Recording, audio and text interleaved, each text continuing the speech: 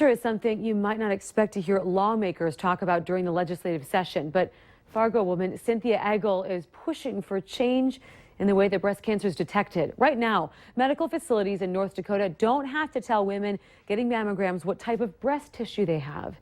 As Valley News Team's Nicole Johnson explains, Cynthia says having that information would have caught her cancer years ago. The most obvious way we can affect breast cancer's grip is to find it at its earliest stage.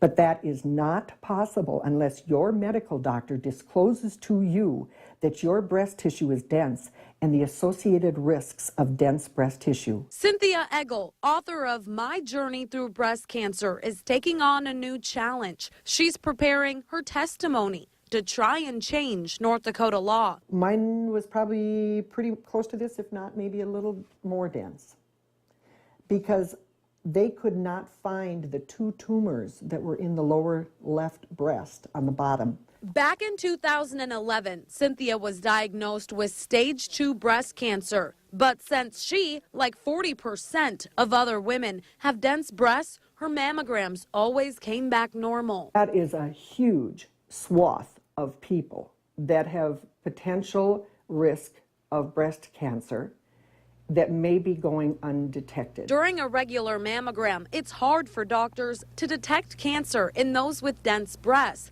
And if you don't know you have them, you could be missing something life-threatening. That is not acceptable.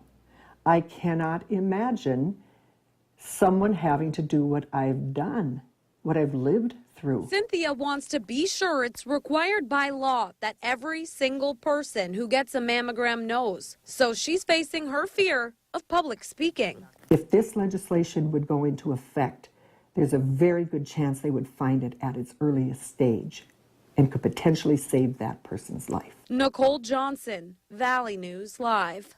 Cynthia will be speaking to a House committee tomorrow. If the bill passes, it still has to be voted on in the House and the Senate.